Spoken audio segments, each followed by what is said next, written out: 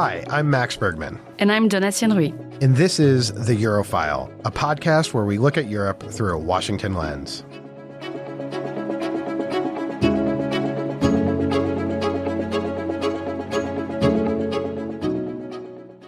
Welcome to a special bonus episode of the Eurofile.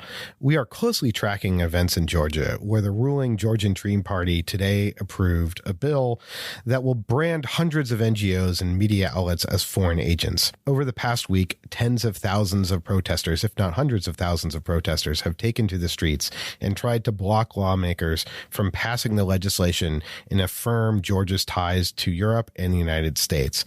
Last week, I recorded an interview for our sister podcast, Russian Roulette, with Tinatin Japaridze and Eto Buziashvili to discuss the implications of the bill for the Georgian people and for Georgia's aspiration to join the European Union. We hope you enjoy this important conversation.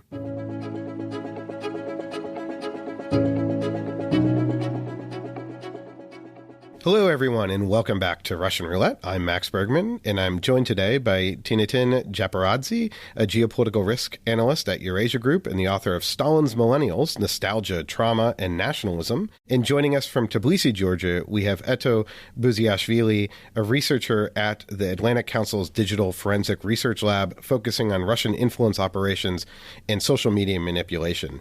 Tinatin and Eto will shed light on the concerning events right now unfolding in Georgia over a highly controversial foreign agents bill. In early April, Georgia's ruling party, the Georgian Dream, announced a reintroduction of the bill on transparency of foreign influence. The bill was first introduced in March 2023, but it was quickly withdrawn due to mass street protests. However, this time, the Georgian government seems determined to adopt this bill, even though it seems a large majority of Georgians strongly oppose it and have been tirelessly protesting its passage for the past month. Georgia's strategic partners, such as the United States and the European Union, have also expressed their deep concerns regarding the bill. Tinatin and Eto, thank you so much for joining us today to help us understand why the events unfolding in Georgia are unprecedented and what could be at stake here. Also, let me just say a special thanks to Eto for her extra effort to join today's conversation since it's almost midnight in Tbilisi. So thank you for staying up late with us. So without further ado, maybe Tinatin, let me start with you.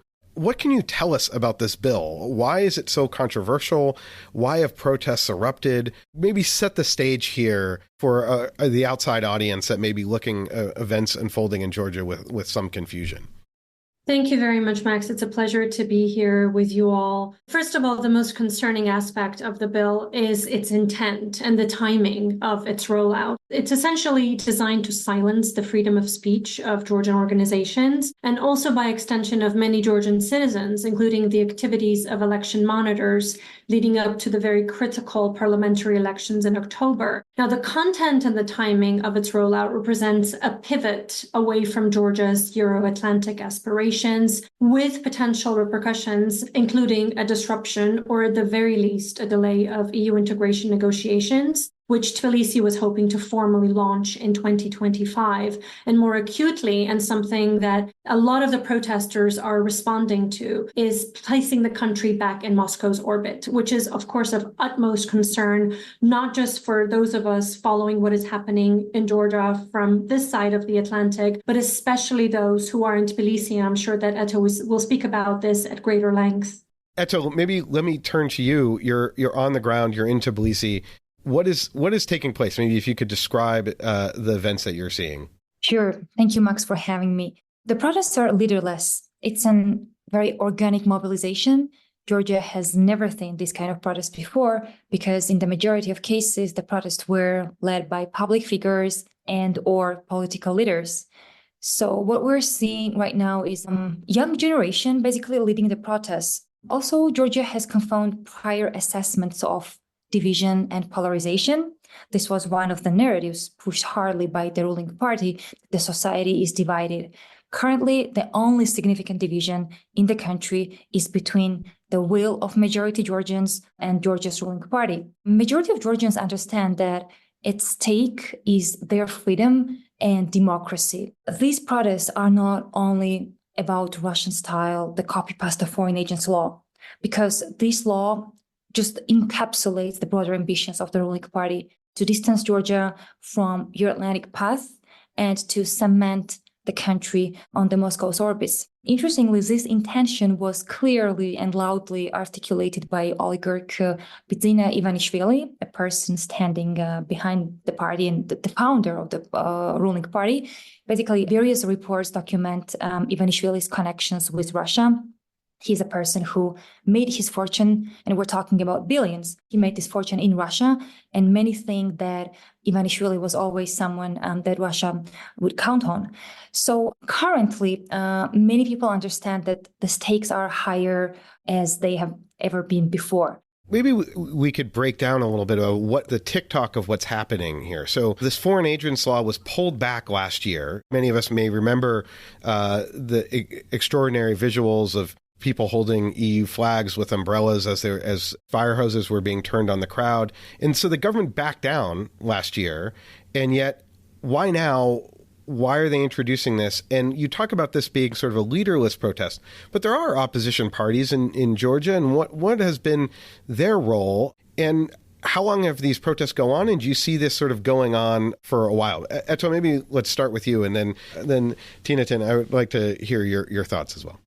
Yeah, with regards with the opposition political parties, yes, definitely all of the opposition parties are present there and they are joining the protest, but the protests are not led by them. There are no even microphones or the stages that we used to have in Tbilisi before. So definitely, like all of the political forces as well, the groups, representatives of NGOs, even media representatives, they are all there. Many in Georgia believe that the time has come for oligarch Buzia Ivanishvili to basically show how he pays off to Russia. Just to zoom out, there's this long-standing question that many foreigners are asking Georgians. Okay, if the majority of Georgians are pro-Western, and if more than 80% of Georgians want to see their country in EU and NATO, why do you have pro-Russian government and the ruling party for already 2 terms? And I think that the answer lays back in 2012, when basically the ruling Georgian Dream tried to camouflage itself as a pro-Western, pro-democracy party. It was not that much evident for many Georgians in the first term of their rule. And it became more evident in the second term when people saw more repressions, crackdown on media managers were in prison. People saw human rights violations, and they saw how gradually the judiciary was captured. There were also 4 judges sanctioned by the US for the significant corruption 2 years ago. That this was the first time that the US sanctioned Georgian individuals. So they saw that corruption was increasing. They saw that, I would highlight that situation has changed dramatically after Russia's reinvasion of Ukraine in February 2022. Before, those were openly pro-Kremlin political parties and far-right groups that were very much loud in their pro-Kremlin stance and the demonization of the West. Following the 2022 year, this role was taken by the ruling Georgian Dream party. So they became the main actor who basically started demonization of the West, accusing them of, plotting the violent overthrow of the government, accusing them of wanting to drag Georgia into war. So people saw this clearly. And I guess that the level of irritation was increasing very much starting from 2022. And I guess that the ruling party as well as Russia understood that it will be really hard for them to win the coming elections. And that's why they doubled down on their efforts. Tinatin, maybe I could bring you back in. Curious if you're fully aligned with Eto's view on this, or anything you want to add there on kind of the origins, on why now, and also where do you think these protests may be headed? Are they continuing to pick up steam, or is the crackdown starting to have an effect? Well, in many ways, of course, I agree with what Eto said. And I think the interesting part of this is the timing, because one could argue that the ruling party was actually moving toward a rather comfortable, if not a landslide win, definitely a comfortable re-election in October. So why bring something back now, as Eto said, that would have been so problematic, given the fact that they knew exactly how it played out last year? Now the stakes were going to be, of course, so much higher, this much closer to the elections in October of 2024. So that was a rather illogical move, one could argue. I personally look at it as more of a preventative move just to ensure that the Georgian Dream would try to minimize any pushback from anywhere, any exploitation of any shortcomings on their part. So their expectation that the draft legislation, once passed into law, would help undercut Western support for civil society groups, for independent media, and by extension also undermine the position of the Georgian Dream's political adversaries. I think that was very much a top of mind issue when they were making this decision. Also, to Eto's point, we need to bear in mind that, of course, we are dealing with a government that has been, to a certain degree, successful in the first years in camouflaging itself as not even a pro-Western, but I would say as sort of a mini Turkey, or wanting to be a mini Turkey, where they wanted to occupy both seats at the same time. And they did an arguably good job for quite a while in being able to provide some evidence to the West, even though it may have been shaky at times, that they were going to be pro-Western, but at the same time, they were trying to be what they often called themselves as pragmatic. So they wanted to be pragmatic toward Russia, or so they said, in terms of their multi-vectored foreign policy. And at the same time, they understood that, of course, the majority, the absolute majority of the Georgian population wanted to see itself as part of the European family. They wanted to be part of the European Union down the line, and they had these aspirations. So for the Georgian Dream to have gone against that will of the public was, of course, going to be essentially them shooting themselves in the foot. Of course, what we're seeing now is the complete opposite. And I think in many ways, the read of the Georgian Dream, of their own people, of the public sentiment more broadly, is very, very poor. And the longer that these protests continue, and I do believe, to your question, Max, in terms of how much longer can this go on and how likely are these protests to actually escalate, I think this will ebb and flow over the coming months. Of course, we are in anticipation, and Eto can certainly talk about this later, since she is on the ground. On the 11th of May, we're going to have another mass protest. And this will continue after what one can argue at this point with quite a lot of confidence, after the law gets passed, the draft law gets passed in its third and final reading on the 17th of May. There will be quite a lot of backlash, not just from the locals, but also from Georgia's Western supporters, its Western backers.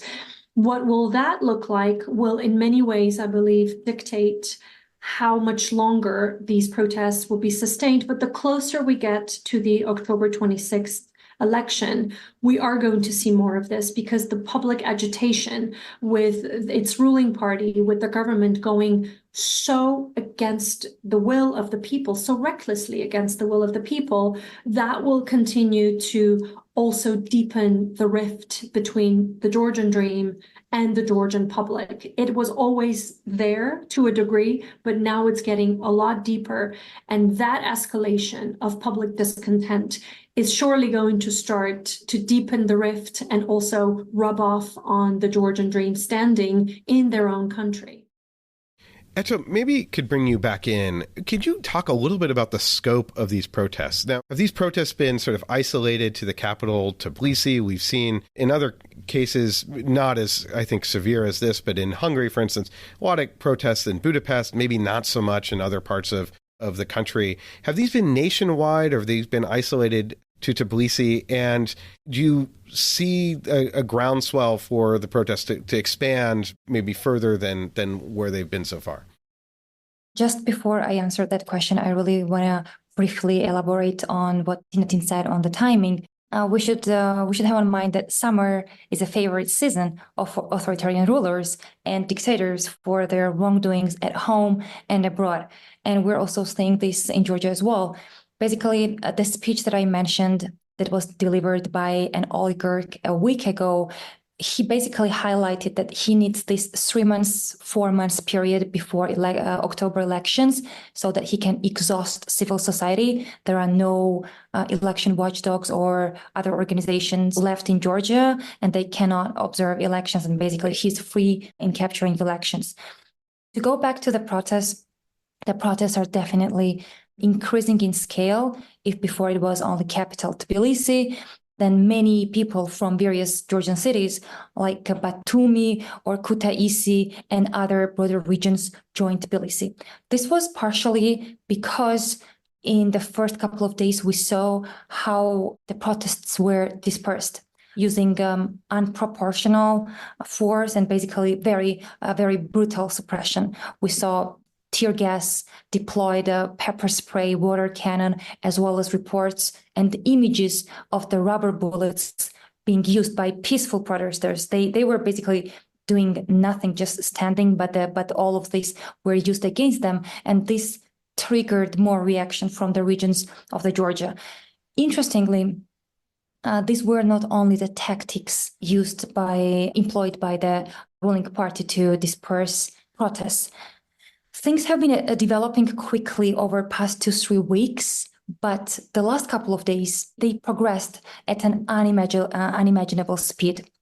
We saw the several new, also we used tactics. For example, the tactics that I'm going to mention now is exclusive know-how of ruling Georgian Dream Party. It's been already 2 days that hundreds or even thousands of people from non-governmental organizations, media, activists, as well as their families, they are receiving calls from on their cell phones from foreign cell numbers with insults and threats. A voice in Georgian language is telling them that they know where they live, they know what they're doing online, and they are assaulting them, and they are basically telling that they will be physically attacked at their houses. Then another tactic that we are seeing lately is that increasing number of physical attacks are already happening not only during the protests, but in the streets and at the houses of various representatives of civil society in the daylight. We're seeing the employment of titushki directly from the Kremlin playbook. And for those who didn't know the term, this term was coined during Ukraine's Euromaidan revolution in 2014 to describe a group of unidentified propagators who incited violence to facilitate arrest of protesters. But back then, titushkis were used during the protests. Now, these people dressed in black, in balaclavas, they are going to the houses of the civil society and basically beating them. We had prominent case of beating teacher, the head of NGO, the media representatives. Couple of journalists identified these titushki as working for private security firms connected with the State Security Service of Georgia. Then the latest development that happened today, and another tactic, is that the ruling party did not even wait for the passage of the Russian-style law on foreign agents. It's already operational starting from today because the chair of the parliament announced the creation of the so-called database or registry, kind of an enemy or blacklist, where they are going to put the individuals critical of the government and undesirable to them. I mean, basically the copy-paste registries from Russia. And last but not least, following this statement, there started to appear Telegram channels, anonymous ones, that are leaking personal information like photos, addresses, phone numbers of representatives of civil society and basically calling on people to assault them. Let me ask both of you, what are the implications with this law should it pass? Eto, you were starting to get into that, but for both of you, actually, both of you are from Georgia. Eto, you work for the Atlantic Council, a civil society organization. Tinatin, you work for a major company. What are your concerns, just personally? Do you have concerns personally about what would happen if this law passes? And Tinatin, maybe I'll start with you.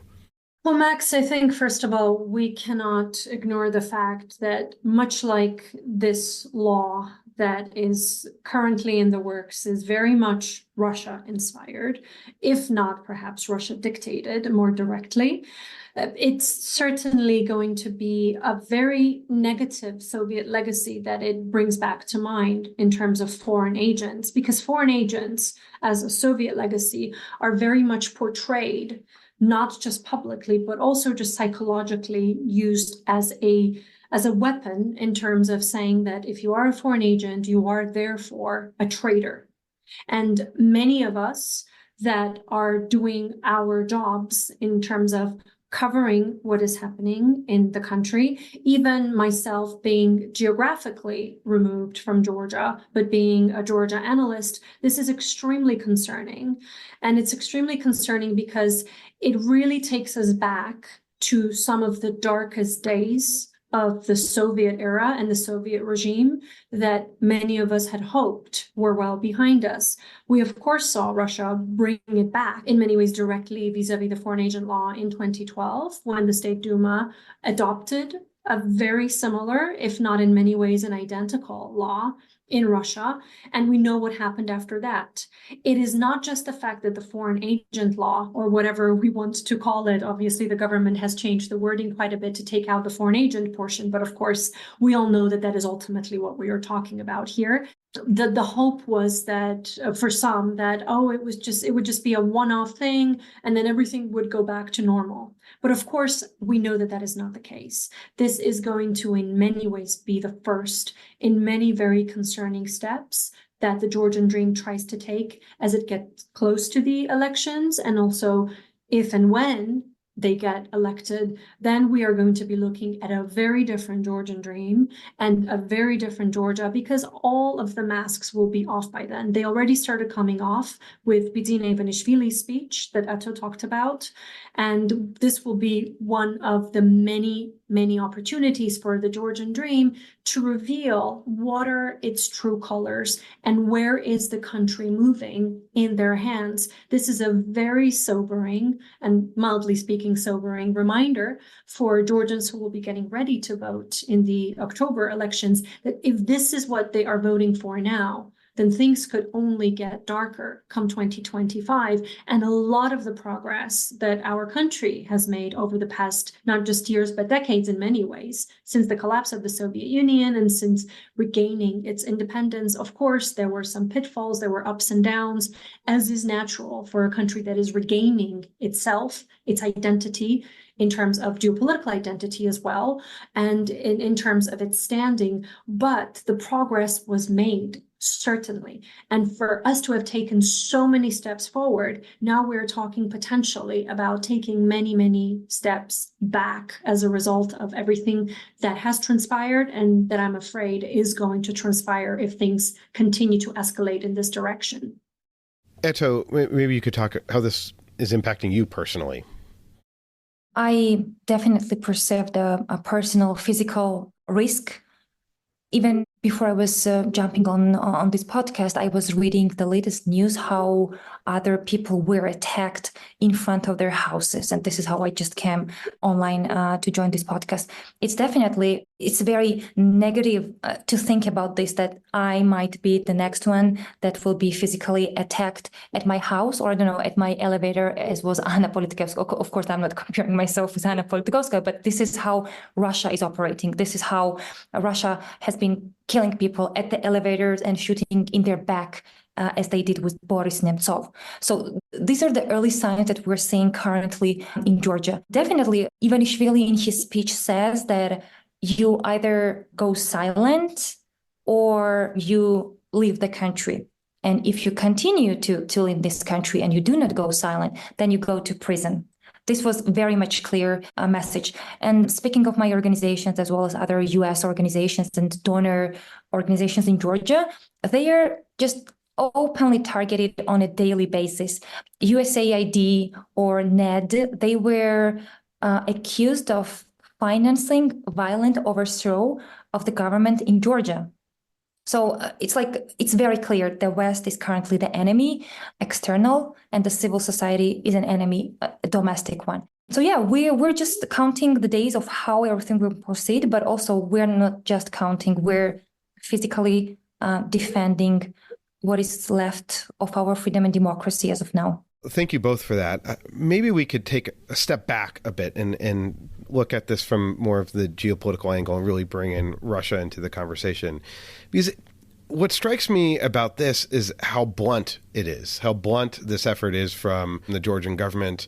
It doesn't seem like the Georgian opposition politically has really got all its ducks in a row, and we've seen similar issues in places like Hungary and Turkey, where the opposition kind of struggles to really push back against a leader with autocratic aspirations. And this seems a rather overt play at a time when you could sort of play the hedging strategy that perhaps Georgia, and we've seen from other countries, Serbia, I think, is a perfect example. Xi Jinping is there this week, where Serbia is both wants to sort of have one foot in kind of the European camp, but one foot sort of in both the Chinese and Russian camp. This seems like going really, really picking a side here.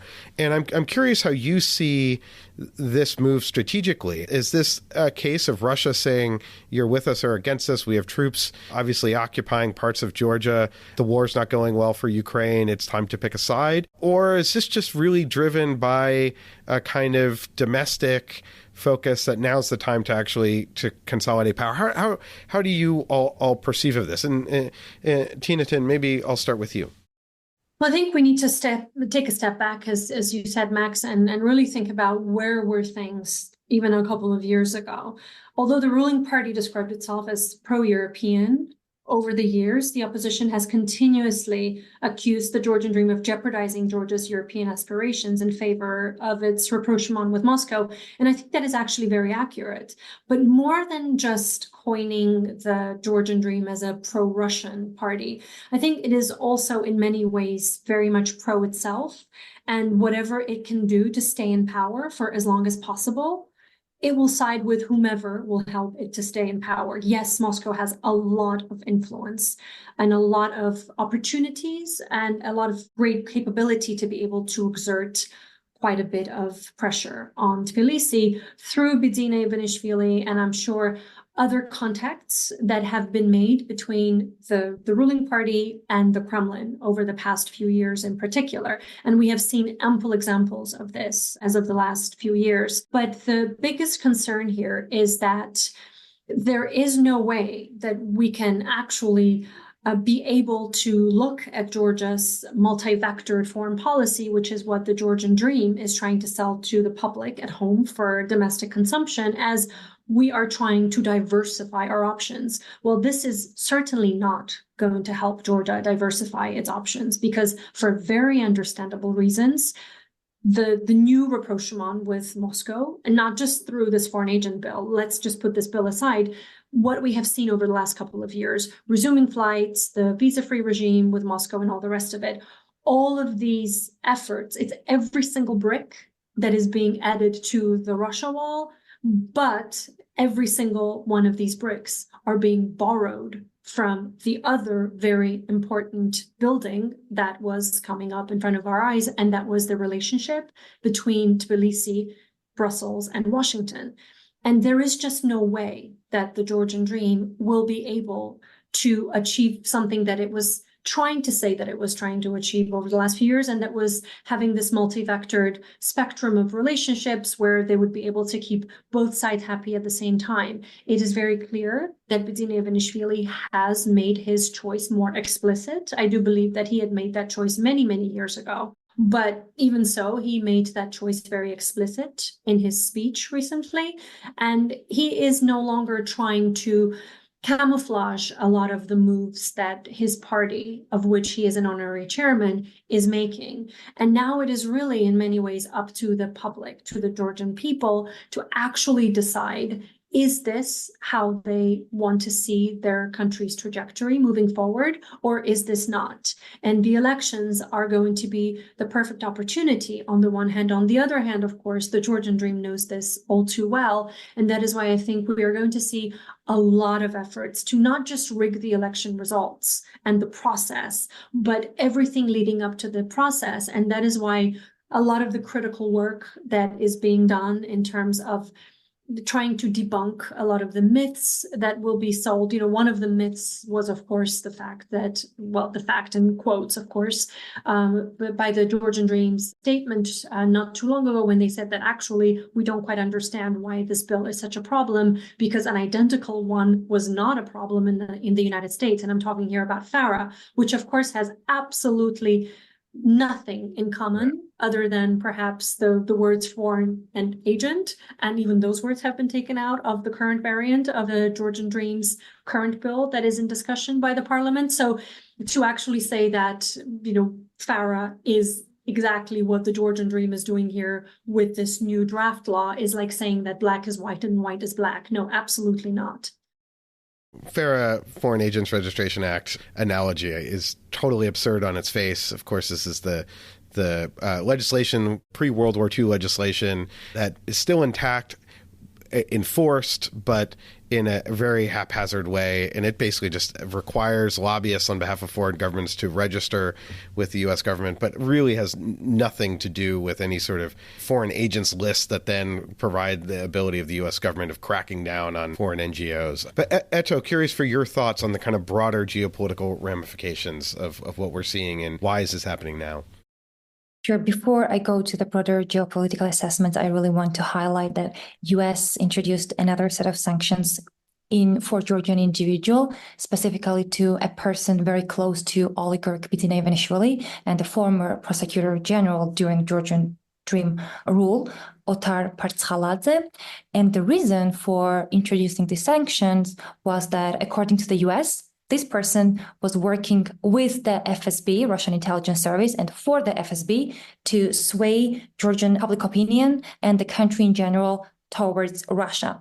So this is the level of infiltration that we're talking about. And this person is one of the trustworthy persons for oligarch. He had the direct access to the oligarch, and his circle is not that much big. So this really gives us a really nice understanding of what's really happening in this country. And to zoom out a bit, I would say that following Russia's reinvasion of Ukraine in 2022, things have changed for Georgia because Russia was searching for allies on the international arena. It's a period when the West is imposing sanctions, in Russia is very fairly demonized, isolated, etc. And it's a period when Russia is looking towards so-called global South, searching for a new partnership on African continent and then in Latin America. And then it's period when it's period when Russia also looks towards Georgia and basically said that we have invested here, now it's time to pay off, and now we need you. During those periods, there were many reports that certain segments in Georgia were helping Russia to bypass sanctions. These reports were produced by international media. There was also a hearing in the US on this particular case, as well as Michael McFaul, a US former ambassador to Ukraine, who's now heading the group of people who are working on sanctions. He also stated a year ago that there are evidences that Georgian individuals are involved in all of these wrongdoings. The foreign agents law was not only introduced in Georgia lately, in Kazakhstan, in Slovakia, and I think in other two countries, these laws are pushed by the ruling parties. It means that it's like Russia's broader effort to mark its so-called influence territory in the neighborhood and basically signal the West that if you are helping Ukraine, these countries are basically staying on my orbit. And I would not say that Georgia is dragging closer to Russia. I would say that there is already significant Russian influence in Georgia. And what we're currently seeing is that ruling party is attempting to cement this influence. Can I maybe ask, in 2008, obviously Russia invaded Georgia. Russia is occupying parts of Georgia presently, South Ossetia, Abkhazia. There are Russian forces not that far from Tbilisi itself. It strikes me as a little confusing of why I would think that the Russian invasion would have really hardened Georgian attitudes toward Russia in a very negative way. Is that not the case, or has sort of time kind of eased some of the tension or animosity that may have built up in 2008? This is a very good question. Definitely, there is the war trauma of 2008 that has not left Georgian society. The thing is that what pro-Russian political parties have been doing in Georgia, and currently what government is doing, is that they have been not stating that they are pro-Russian. They have been stating that the West is as bad as Russia, and in this way trying to sway the opinion of Georgian people.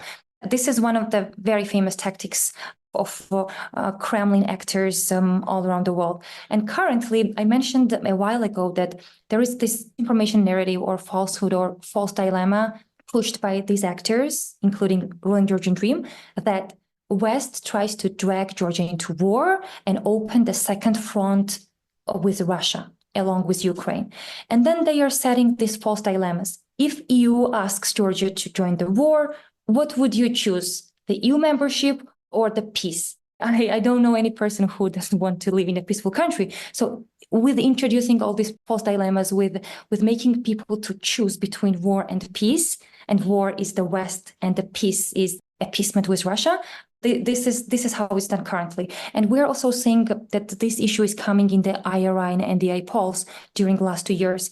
If before that the majority of Georgians were responding to the question, what do you think is the number one issue in the country? The responses were unemployment, like economy-related issues.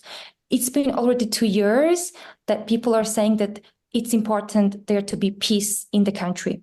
We have never seen this. And it means that this narrative works in Georgia. There are sort of two broad questions that I want to get to before we have to end the podcast. The one is on sort of what the U.S. and Europe should do. I think we'll leave that to close. But maybe we could talk a little bit about where you both think this is headed. I mean, the way I sort of see it is that there's kind of three scenarios. Correct me if I'm wrong, just based off of our conversation. There's the kind of Ukraine scenario, Maidan scenario, where the government cracks down in a way that's overly aggressive, that leads to a reaction from the population that ultimately does not end well for the sitting government. And I guess with that scenario, do you think that's possible? And if so, would the Russian forces that are not far potentially do something should the government come into trouble? The second potential scenario is sort of Belarus, where protests erupt, but the harsh crackdown, and eventually, essentially, we have the Russianization, essentially, of Belarus. And then the third is maybe just kind of a middle way where the laws ends up being passed, the momentum for the protests dies a bit, and basically success, in heavy quotation marks, on behalf of the government. I'm curious how you think of the boxes, how we should be thinking about it, or in what direction do you think that this may go? What are the kind of dangers and opportunities potentially ahead? Tinatin, let me turn it to you. Question the premise, please, of the question if you think it's off base. Max, I think, at this point, my guess is as good as yours and vice versa, because a lot could play out and there will be a lot of nuance that we may have to bear in mind in terms of what happens, but also how things happen and how things develop. Georgians have an incredibly good memory, and it is highly unlikely that they would forget how certain things are done, even if they don't retaliate immediately. One concern that I personally have is that even though the third scenario that you described of somehow everything will work out for the Georgian Dream and they would have a happy ending here, I don't think that it would be a happy ending. I'm concerned that what they may think is going to be their happy ending could have a very, very negative, nightmarish ending that is sort of like an addendum almost to this scenario where things could get a lot uglier before they calm down. I don't think things can get much better after everything that has started to come into play with all of the different factors that we've described. In terms of the overall trajectory, I think things will be negative before they start to become positive. The neutrality is gone, and that is, of course, deeply destabilizing. The work that I do here at Eurasia Group, we consult various investors, foreign investors, that have, of course, been interested in Georgia for a while, and it had been a rather attractive market for many. It had also been an important player in the South Caucasus, so it was one of the more stable of the three South Caucasus countries for quite a bit. So that is starting to change, and that is deeply concerning, because we don't necessarily know precisely how the layout will change in terms of the geopolitical landscape, in terms of the domestic landscape, and from where I'm looking at the situation unfold from DC, from the perspective of Western investors, this is right now extremely jarring and extremely concerning. It is not so much whether or not it's going to be the Georgian Dream that is in power, or if the opposition manages to put its act together and they manage to get re-elected after many years of not being in power, and that somehow that would necessarily be a great scenario, a happy ending for foreign investors. But it is sort of the lack of any stability and being able to actually make investment prognoses and forecasts that is very jarring at the moment for those of us who are looking at geopolitical risks and the various risks stemming from what is happening right now. So that third scenario to me is somehow still the most concerning in terms of the longer term scenario. I think for Georgians to embrace Russification of the country would be next to impossible, to be honest. I don't think they would settle for it. That is why, even though immediately it sounds extremely concerning, the risks could be highest because, of course, Georgia's image as once a beacon of democracy would be severely damaged by this. But by the same token, the public, the general public, since March of last year and right now as well, they've done a wonderful job at making sure that the West understands that there's the Georgian dream and then there are Georgian people. And the two do not gel. And very rarely do the goals and the aspirations of one coincide with the other. So it is very clear to the Western governments, to Western entities, to the West more broadly, that what the Georgian Dream is doing is not, by any stretch of imagination, going to be coinciding with the will of the broader population. So that is in some ways, of course, making some of us Georgians feel a little bit better, that we know that what the Georgian Dream is doing is not going to be interpreted as what we want or who we are right now or anytime in the coming future.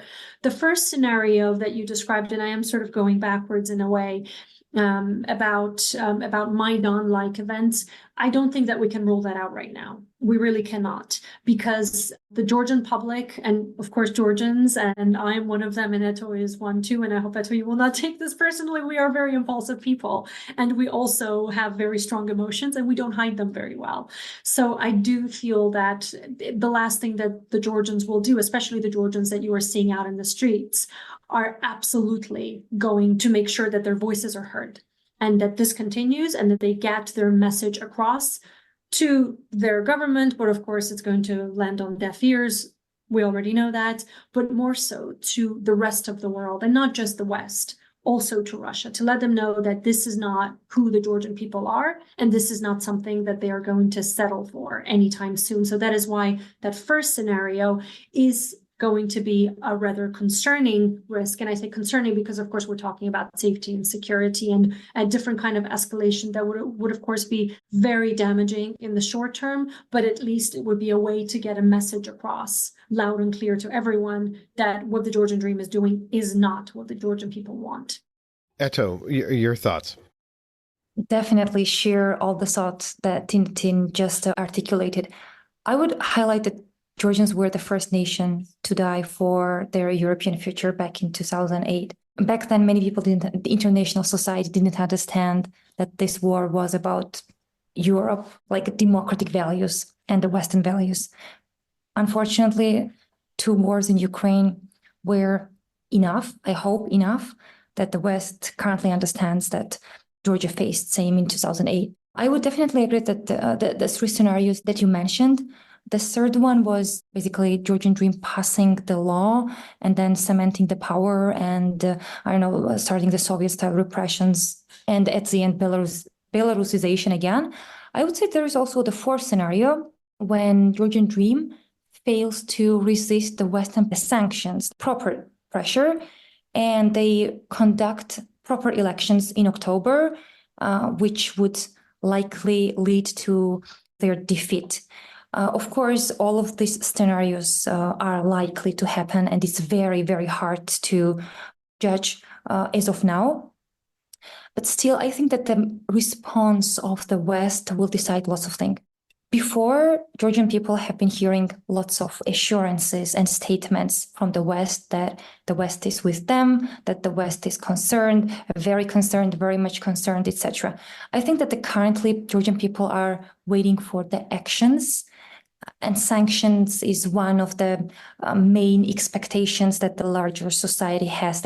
And in sanctions, I mean not sanctioning the country, but introducing targeted personal sanctions of those undermining democracy and violating human rights, also helping Russia in growing their influence, because growing Russian influence does not align with EU and the US policies, and it's not in their interest. And we're seeing clearly that oligarch as well as his party are helping to grow Russian influence. And I think that the sanctions for those people who 83 MPs who have voted, or as well as the businesses that the current ruling party and regime is standing on, etc. These are the widely discussed topics in the Georgian society, and it's basically what people only want to see and hear in Georgia. Let me just say, I think that's sort of a good sort of final question.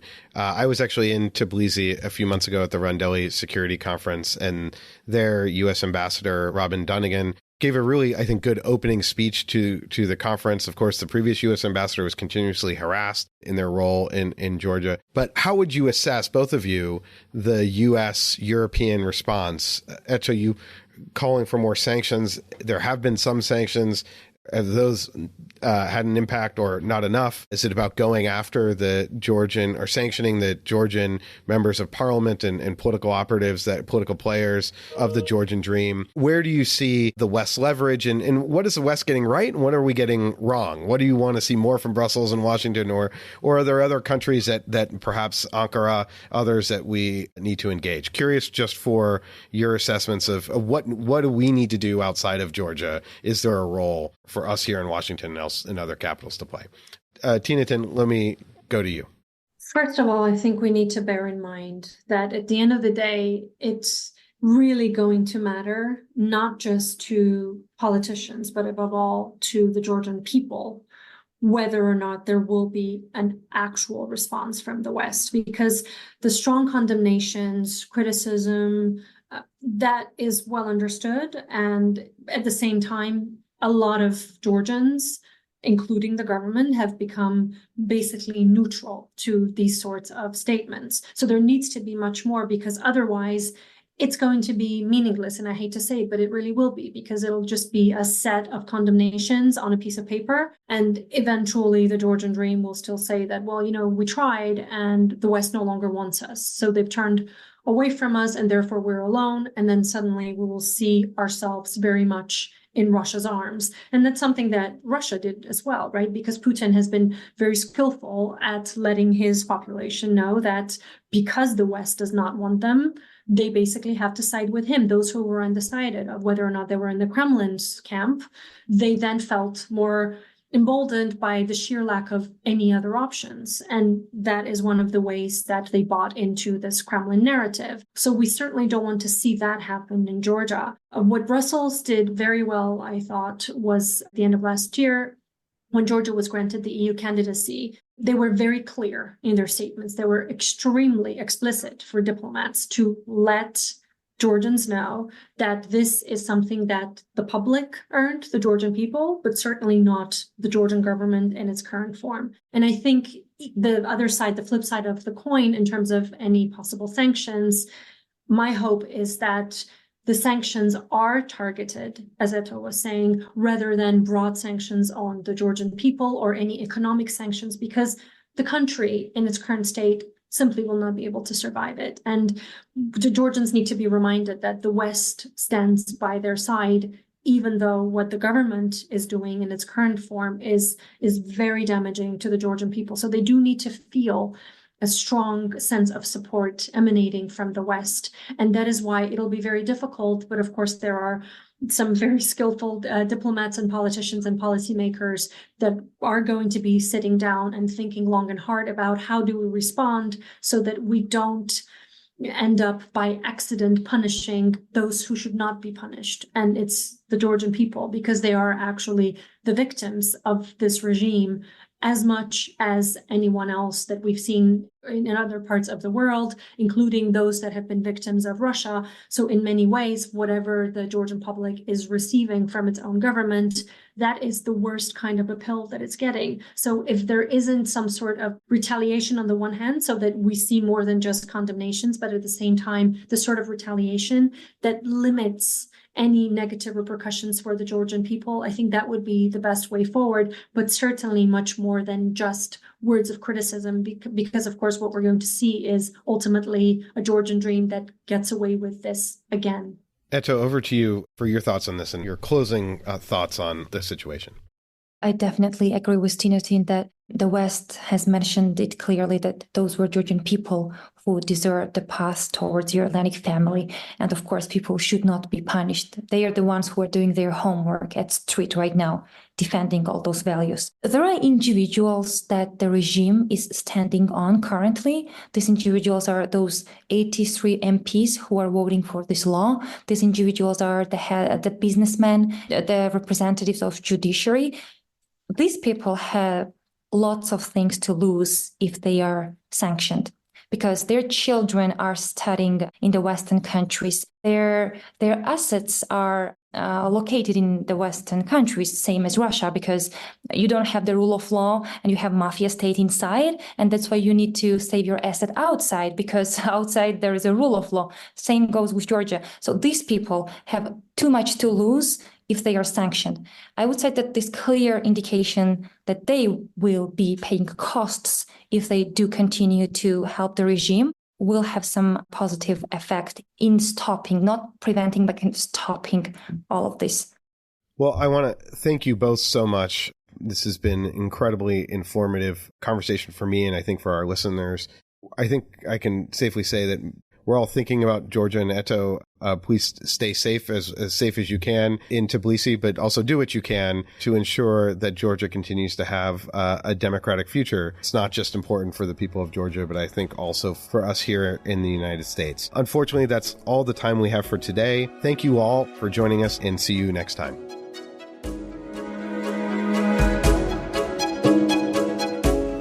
That's it for today's episode. As always, if you enjoyed the show, please subscribe and leave us a review wherever you get your podcast.